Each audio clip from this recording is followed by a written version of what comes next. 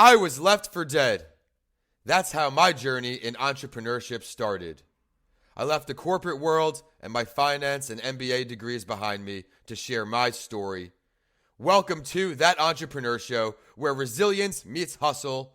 Let's build and learn from our guest now. Invented the Dyson vacuum. He apparently failed 4,000 times and is now a billionaire. He apparently created 4,000 products and none of them worked.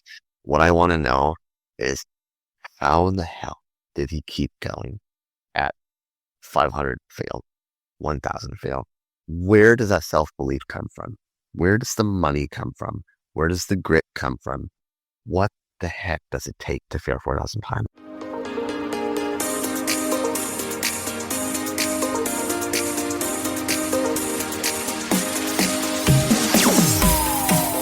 Here we go. We are back on another live stream. We had a great chat behind the scenes, and he's a big time invested in my company guy.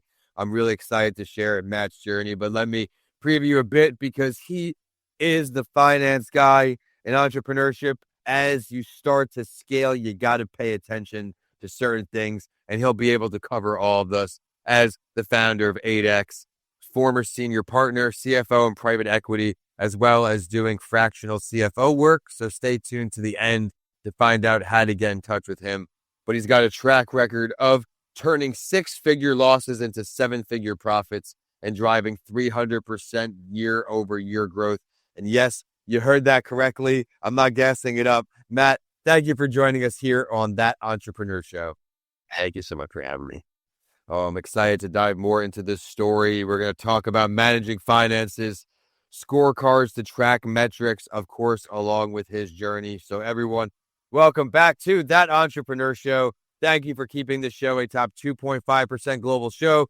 Keep listening. Keep giving us feedback. Let us know what you want us to ask the guests because we're going for top 2% because that means we're helping that many more aspiring and current business owners. My name is Vincent A. Lancey. I'm ecstatic to launch another episode today with another guest who can bring the value to you. One quick shout out to John Ford for his empathy app in the App Store and his empathy card set. Head to theempathyset.com. Every entrepreneur needs to stay mentally healthy, and he does just that.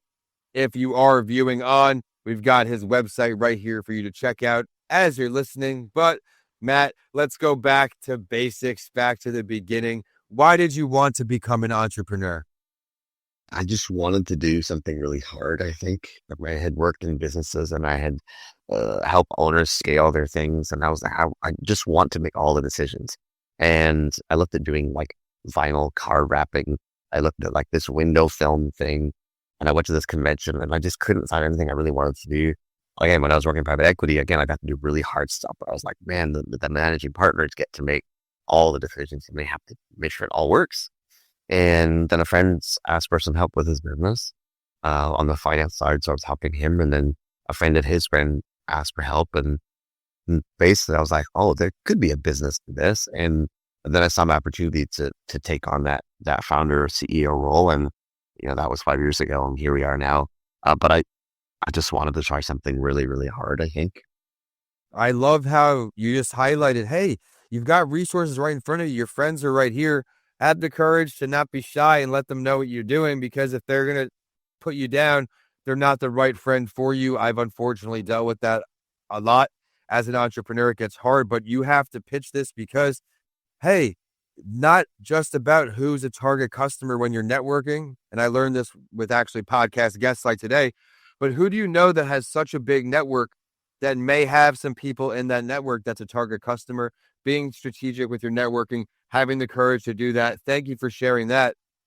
Back when you were in the corporate days, what's one big lesson you learned there? You mentioned you wanted to wear all the hats. You wanted to do something hard. What is something that did carry over from corporate for maybe some of our entrepreneurs tuning in or watching on today who are on the edge? They don't want to do it. They want to do it, but they're not going all in. Push them in for them. Some of the most wealthy people I know and managing partners that I got to work with were the nicest people. And one guy specifically was probably the best boss I ever had in the whole entire life. And I'm paid to do a job, but I would do my job and he would say, hey, thanks, that's great work. And he was very thankful, very grateful. He would listen. He was kind. If he made a mistake, he'd be like, yep, you know, take a W or an L there, but let's learn from it for next time. And I think for me, that's probably the biggest thing that I learned was that like really caring for the people that work for you and the way he did for me. I never forgot that. And I try to emulate that in everything. And now you're able to do that with the team of your own, of course. And I'm sure your team loves you. Well, and so I remember how it felt to receive that level of empathy and kindness and compassion. And it made my working life awesome. And for me, not always perfect, but I get to do that now for others. I get to say, hey, like, thank you. They're like, oh, no one thanks us normally. I'm like, well, yeah, but you're doing a job, but sure. Like you did it awesome. So anyway, that's been really fun. I got that right here for the show notes. They go live. The benefits of showing your team empathy and kindness. And I couldn't agree with you more. I do the same with my team and I always try to make things a collaborative discussion when we're making changes, where we're doing things, because I want to, again, ask people what they want to see and what they want to hear. So I absolutely love that. Now, I talked about in the beginning, I know people are on the edge of their seats. How to manage your finances. It's easier said than done. Do you have some early tips here? Or what can you give us? Okay. So if you're starting a business, the thing you want to do the least is the financial and the accounting. So don't do it is the key. Hire a bookkeeper, go on Upwork. You could find someone. I started off with someone that was like $100 a month and they would just categorize things because I would not do it. Even though I'm a finance guy, I don't want to do my own finances. So hire a bookkeeper, even if it's on Upwork, then you can graduate to someone more expensive that does a better job. But never forget about the bookkeeping, the foundational, putting your transactions in the categories and then looking at that once a month. And even as you get bigger and bigger, like I worked with a client that built their own manufacturing facility in the UK, and most 8 out of 10 of their monthly financial meetings are boring, total waste of time. But you keep doing them, and then you just don't know which one's going to be great. The one we had last week, we found a 30% improvement in revenue and profitability because there was one thing that everybody in the whole company missed, but that we saw when we were talking through the finances. So now they can replicate that again and again and again. So like, yeah, do the bookkeeping and then do the financial reviews. Never stop. I really like how you highlighted it there. I also believe outsourcing my taxes and everything's a better idea because I don't want my own liability. I want a professional double checking for me. Then you made a great point there too. You don't have to start with a $5,000 a month tax service. You could start with someone on Upwork. Everyone, Upwork's a website where, of course, freelancers, they have pros and cons off if they're not a referral, but I use Upwork for book formatting because Amazon, Barnes and Noble, one-off tasks. Great source to use there. Now, what are some scorecards to track metrics, some KPIs, some important things maybe for business owners to be covering their finances? Great. So this is the thing you want to do right after you get your bookkeeping settled. The very next most important thing is to have scorecards. What a scorecard is you pick, let's say, the 10 most important things you can track for business. Only 10, not 30, not 40, not 5, 10, maybe 15. And you put them in a Google Sheet and you assign an owner to those things, no matter what size of business. If it's 5, maybe you own them all. If it's 10, maybe a couple people own other things, right? And then you grab the data and you put it in there weekly. And if it's on target, so let's say that's like customer acquisition costs. You want to acquire a customer for $40 and anything below that's on target. So 1 week it's 39. Next week it's 38. And 1 week it goes to 42. When it goes to 42, that number turns red. So if it's on target, it's green. And if it's off target, it's red. The things that are red, discuss them, solve them, create action plans to fix it. And if you do this over and over every week, again, most weeks are boring, but if you do this and you spot the red ones and you solve the problems, there's a couple of things that happen. One is you're teaching your team to help you problem solve. Number 2, you are catching problems before they happen if you pick the right numbers. And number 3, if a problem does happen, you catch it very, very quickly. And when that happens, it means you can react, you can solve, you can do things faster. A client of mine, they lost $300,000 last October because their fulfillment center dropped off this one metric on on-time fulfillment, but they didn't watch it weekly. They watched it monthly. So they had 3 weeks where they didn't know it was wrong, and they lost a ton of money. If they had learned about it faster, they could have fixed it faster and only lost $100,000. So scorecards are huge. Thank you for sharing that. And I just added here for the notes why you need to track weekly. So you're saying it's important to stay on top of your finance. That's not something to look at once a year for tax time. 100%. And not just financial metrics either, right? Like, again, think of the 10 things you can measure that are important to you. It could be on-time performance. It could be acquisition cost. It could be bank balance. It could be profit, whatever, right? It could be customer service tickets was 1 and 2. It doesn't matter what it is. Think of the 10 things that are most important for you. Put them on there. Look at them every week. Again, most weeks are boring, but if you do this, I promise you'll catch problems faster, and you'll train your team to catch up with you and help share the burden. I'm a big fan of reflection on my business. I didn't really find these early stages of success till I did many things, including reflection. And that's just one of the many things I do as an entrepreneur. There are tips that work for some, they don't work for everyone. What are some other tips you have as an entrepreneur you can lend to our audience now that you are a very seasoned and successful entrepreneur? Yeah. One thing I keep learning, and you'd love to learn it once and do it perfect forever, but I keep learning to hire the best people that I can find. And when they're not the best, to move on quickly. And so I would say, I think I finally learned my lesson mostly this year, where we now hire folks, and we're very upfront about this, but if you are not an A player in the first 4 weeks, not apparent, we actually move you on very quickly. And we're spending a lot of time interviewing. We do assessments. We do paid case studies, not just the easy 30-minute case study. No, it's like 6 hours of fucking work, and we pay them $500 to do it. And so we're getting a really good view of what it takes for them, what it would feel like working with them. And we're beginning to hire better and better and better. And I have one person that just started, 2 people that just started, and the impact they've made in the first 3 weeks is huge, huge. And so in every case, hire the best person that you can afford. That's huge. I would love to ask for some advice here. You seem to have some experience in this area. You have the assessments for bringing people on, which I love that. We're over 450 shows in. I have not heard that once. I can firmly say that. But now, and I'm going to adapt that, but letting people go, letting employees, you mentioned it's not a good fit. You learn your lesson, you move on quicker. Mm-hmm. I just had a situation with a great person. I was very kind, and it gets abused sometimes, which happens. And I didn't know what to do. It ended up working itself out. But what are some ways that we can more effectively move on? So the hardest thing, I think, for a lot of people and for me is you want to give them a good enough shot, right? And you go at month 1, oh man, they're not meeting expectations. I don't think it's going to work. And you go, you know what? What if I explain that to them and they do better? Am I doing them a disservice by moving on quickly? And it's hard to do because terminating people sucks. And no one cares because you're the owner, and it's not, shouldn't be hard for you, right? So the first thing is that know that your intuition is probably correct. That's the big one. And I find rarely wrong when it comes to staff. And 4 weeks is enough. In the first 2 weeks, actually, everyone, in the first 2 weeks, I'm as an A player or not. We do 4, fine. We should probably do 2, but in the first 2 weeks. Trust your instinct and make the move. It doesn't get better. It doesn't. It just doesn't. Like, in no case has someone we knew wouldn't work in 4 weeks ended up working. It just never once. And so now we're super kind to someone on the way out.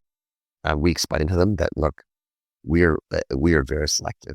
You have a 90-day probationary period, and we're careful, right? And so the last person we let go, we said, look, we thought this would work. It didn't work. We'll give you a reference letter. We'll do all this stuff to support you on your way out, but it's not going to work. Yeah. The show notes are going wild. I'm going to have to really be picking and choosing here. But this is great here. I was very curious because there's no easy way to do it, like you said, and people don't care, but you have to do what's best for your business. Doesn't mean people aren't great people, but you got to move forward, and having the courage to do that, I think, comes with growing and scaling because you can't be held back. This is great. You gave some advice earlier for newer entrepreneurs, aspiring entrepreneurs. What about those who have scaled? What's some advice that you've learned as you start to scale companies you can now lend forward? I would say that one big thing that I've learned about growing my company is the thing that I wish I had done earlier is marketing. And I work with businesses that are doing 100 million. I work with my own business. I'm doing 7 figures. I have some that are 8. So I get to see all sides of the business. The one thing we all wish, everybody wishes, is that more people knew about us, right? And so do the top of funnel awareness building marketing at whatever scale you can. So all of us have to spend money on getting clients and in the now, but set aside some money that you spend every month on this building awareness, whether it's just Facebook ads that are just awareness based, whether it's doing podcasts, whether it's social content. Spend a decent amount of money, not a lot. It could be 1% of revenue, could be 2% of revenue, could be 5 is probably the ideal. But spend the money, no matter what size you're at. Spend that money, and you will build the eyeballs, the awareness, and it becomes easier to convert people down your funnel when more people know about you. I don't think we'll be able to top that to keep going here, but I have to move into this question that I've asked almost every guest.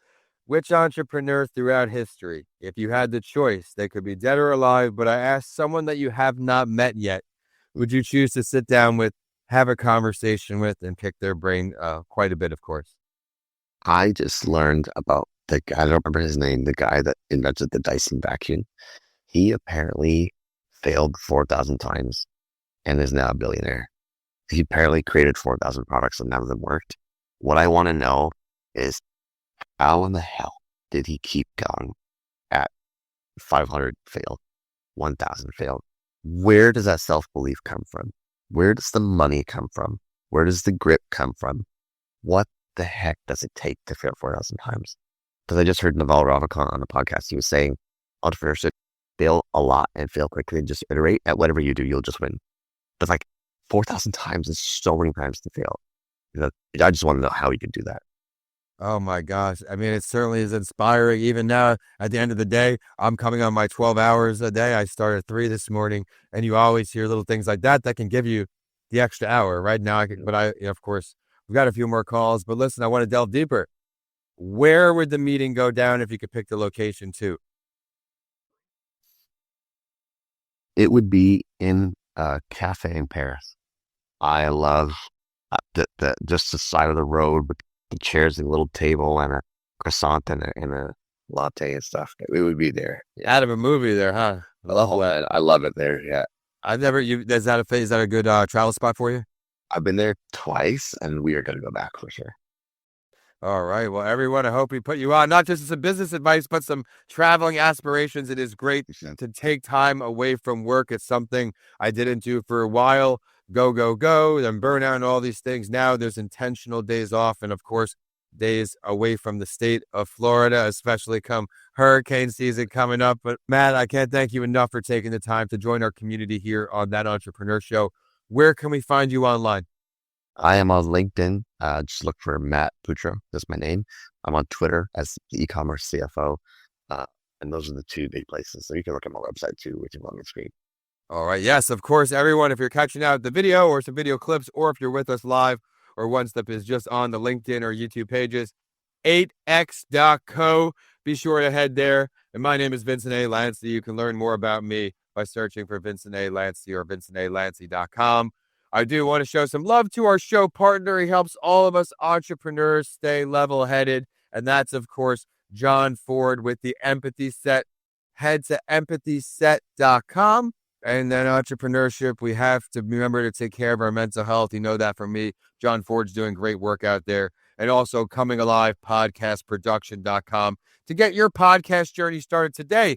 And with that, we are signing off today. Matt, thanks so much again for joining us today. Thank you. This was wonderful. Thank you.